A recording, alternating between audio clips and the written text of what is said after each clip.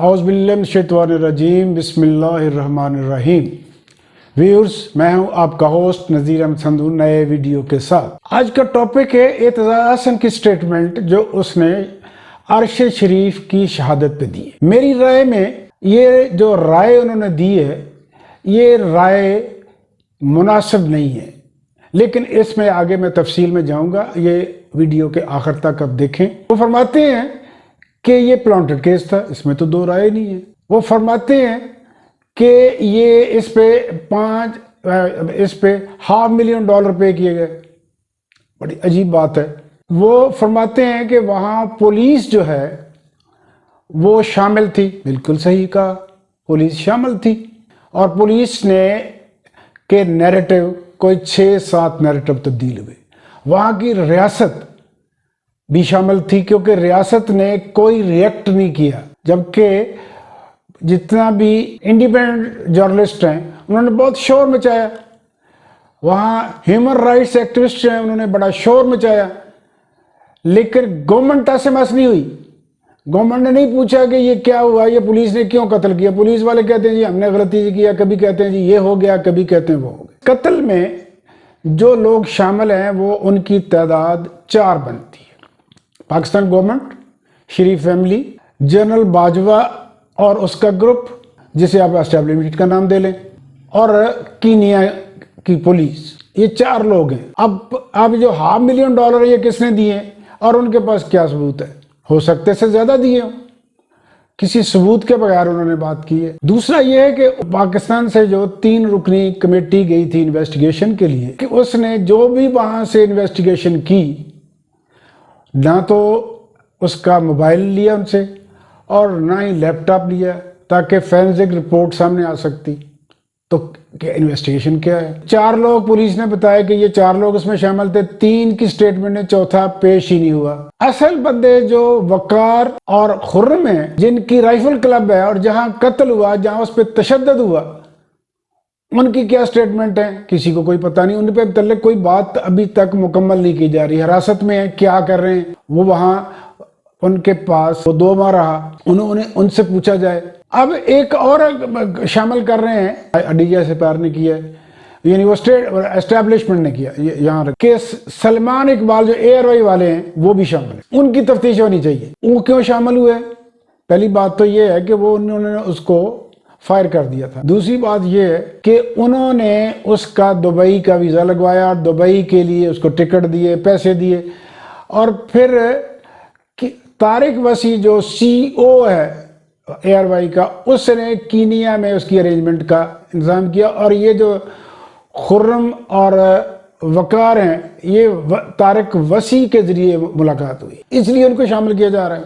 मुझे एक चीज़ बहुत ज़्यादा हैरान कर रही है कि अर्श शरीफ की वालिदा तनहा लड़ रही हैं, उसकी बीवी जर्नलिस्ट हैं, कोई बहुत ज़्यादा उसका रिएक्शन नहीं आया सामने। कहा जाता है उसने 3 शादियाँ की थी। उसकी बेटी वकालत कर रही है, अभी अप्रेंटिसशिप कर रही है, उसके वकील सामने नहीं आ रहे जो पहले आते रहे, और उसके बेटा कनाडा में पढ़ रहे, मीन के बड़े साइज का है, लेकिन कोई भी सामने नहीं आ रहा, कोई फाइट नहीं कर रहा उस मर्डर के लिए, माँ सवाए माँ के। वालिदा जो हैं वो बीमार हैं, कल CMH में थी, वहाँ आर्मी चीफ उनको मिलने आए, कोर कमांडर कोयटा उनको मिलने आए, और आर्मी चीफ ने कहा, यकीन दिलाया कि इंसाफ होगा। ये सारी बातें होती रहेंगी और ये माजी का हिस्सा बन जाती हैं, लेकिन बहरहाल कुछ तब्दीली है। आर्मी चीफ का वहाँ आना एक बड़ी तब्दीली है, और वादा करना ये भी एक बड़ी तब्दीली है। तो अच्छे की उम्मीद रखनी चाहिए। लेकिन एतजाज़ हसन ने जो बात की है वो उसने ये किया जी, उसने 2-3 बातें की। एक तो ये है जी कि प्लांटेड केस था, वेल प्लान्ड था, और $5 लाख यानी $500,000 दिए गए, ये भी कोई सबूत नहीं था।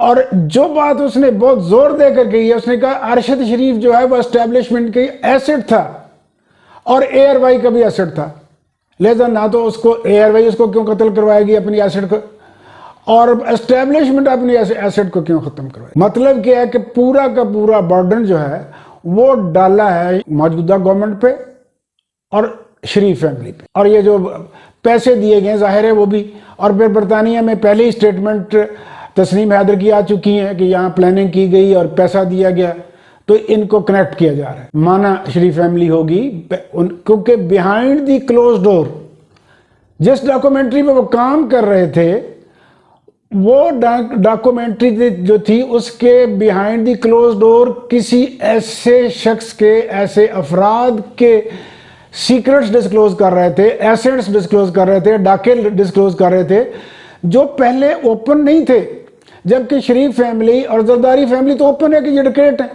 انہوں نے منی لانڈرنگ کی ہے، پیسہ لوٹا ہے، وہ جن فلیٹوں میں رہ رہے ہیں نواز شریف، وہ پیسہ وہ لوٹے ہوئے پیسے سے بنائے گئے، تو یہ تو اوپن تھے، ان کا مزید ان کا ڈسکلوز کیا کرنا تھا، اور بھی ان کی ایسٹ سامنے آ جائیں گی تو وہ تو ان کو فرق نہیں پڑتا، وہ بدنام زمانہ ہے۔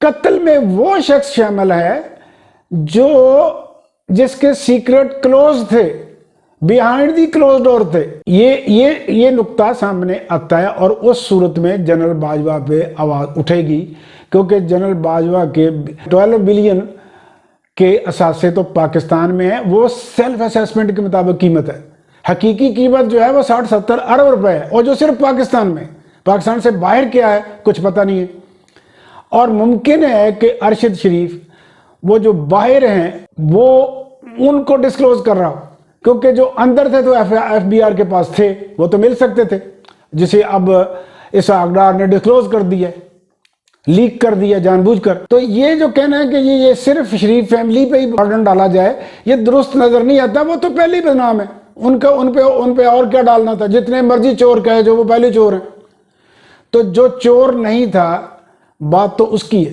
سلمان اقبال جو تھا اس کی ایسٹ تھی، لیکن یہ بھی بات، لیکن وہ جو قتل کے میجر مجرم ہیں وقار خرم، وہ اسی کے ملنے والے تھے۔ ایک اور سٹیٹمنٹ جو گورنمنٹ کے 3 رکنی کمیٹی نے ڈالی ہے، اور وہ ہے کہ وقار سے جب کیمرہ فوٹیج مانگی گئی تو اس نے کہا جی کہ میں brigadier Fahim commander I S سے پوچھ کے بتاؤں گا۔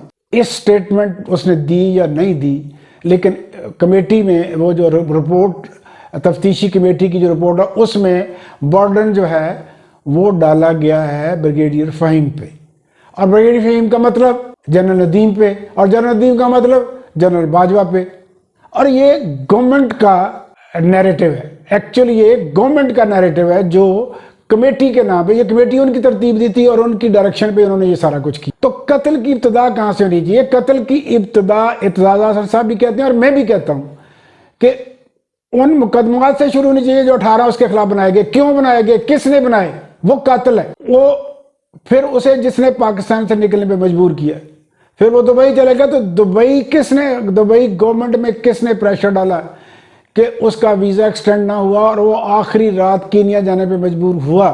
یہ وہ پروفز ہیں، اس کا لیپ ٹاپ، اس کا موبائل، وہ سارے پروفز ہیں۔ اور ایک میں بات یہاں اور کرتا چلوں کہ اس کے سسر جو ہیں عرفان صدیقی، جویریہ صدیقی کے والد جو ہیں، وہ نواز شریف کے قریب ترین آدمی ہیں، جب تک نواز شریف وزیر اعظم رہا وہ اس کے ایڈوائزر رہے، وہ صدر تارڑ کے ایڈوائزر رہے، لیکن کام وہ نواز شریف کے لیے کرتے تھے۔ جنگ کے معروف کالم نگار ہیں، وہ کہاں ہیں؟ ان کا کہیں ذکر نہیں ہو رہا، وہ اب اس کیس کو فالو نہیں کر رہے، کیوں؟ وہ صرف ایک بوڑھی ماں جس کی گود میں کھیلا ہے وہ فالو کر رہی، وہ رو رہی ہے، بیمار بھی ہے اور وہ ویل چیئر پہ گھوم رہی ہے، لیکن وہ جو سارے کے سارے لوگ جس میں عرفان صدیقی شامل ہے اور جو سارے ہیلدی ہیں، وہ اس کیس کو فالو کیوں نہیں کر رہے؟ یہ بھی ایک سوال بنتا ہے۔ اعتزاز احسن سے یہ سٹیٹمنٹ کسی نے دلوائی ہے کہ آپ، یہ اسی نے دلوائی ہے جس نے مونس علائی سے انٹرو دلوایا ہے، جس نے پرویز علائی سے انٹرو دلوایا ہے، کہ جی وہ اسی نے دلوائی کہ سارا برڈن جو ادھر جائے، اسٹیبلشمنٹ پہ نہ آئے۔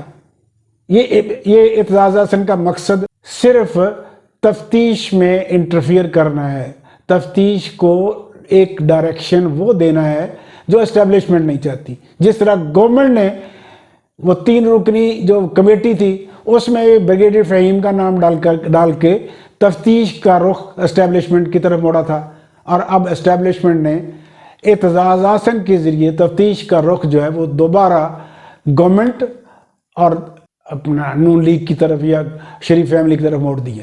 اس کے ساتھ ہی ویورز میں ویڈیو کلوز کرتا ہوں اور آپ سے ریکویسٹ کرتا ہوں کہ آپ اس کو سبسکرائب کریں، واچ کریں، لائک کریں، کامنٹ کریں. I will be highly thankful to you. Thanks.